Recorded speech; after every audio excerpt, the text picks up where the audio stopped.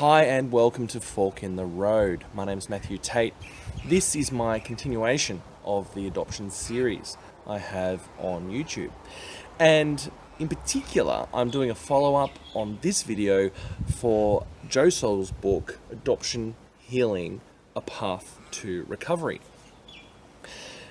A few questions were asked online as to what's Joe's call to action. His call to action, what are the things that you can actually do to heal yourself? Well, he's got lots of tips and tricks in here as to what you can do. And if I just take you quickly to the table of contents in that search for self, the book is split up into different parts. There's the missing self, which is the explanation, and then there's the search for self, and then moving towards healthier options. But the part is the part 5 challenge to heal from about page 121 onwards. So the challenge to heal. And it's in there where there's lots of ideas. All through the book there are activities. But I like in particular a couple of things that jumped out for me. I think the best place for me to start is things that have helped my journey. And in particular on page, I've written it down here, 125. On page 125, he says, in the ensuing chapters, you will learn how to channel anger, learn affirmations, things to say to yourself and your inner child, make lists of everything you are angry about, sad about, anxious about, whatever your feelings are. Recognize that crying is not feeling sorry for yourself.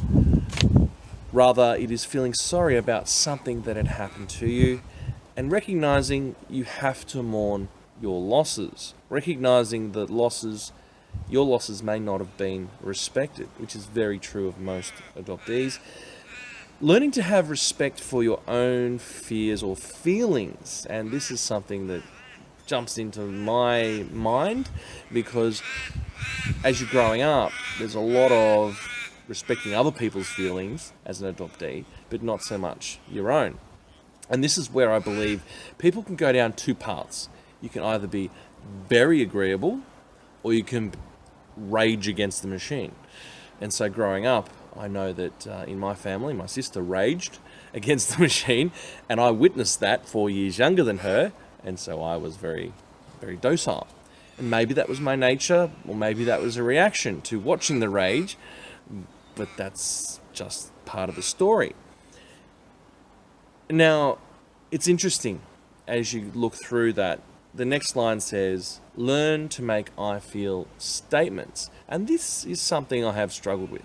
Saying I feel this or I feel that through my life, whether it have been in my past marriage, or whether it been in my current relationship, or whether it been in the very beginnings of life, in childhood, saying I feel this or I want that, seem to be suppressed. And you may not have even been told to shut down your feelings as straightforward as that, but there's something inside us where we pick up, I just can't be my true self, so I'll just survive.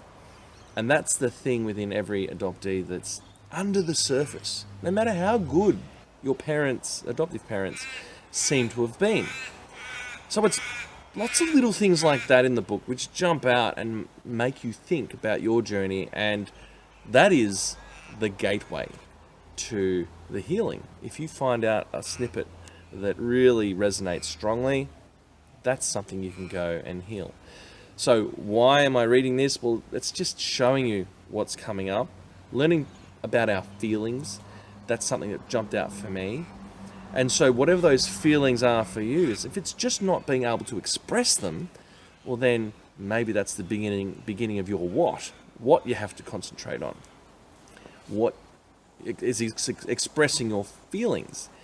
And then beyond that, how, well, that's where I can come in with a lot of different videos and techniques and ideas on this channel.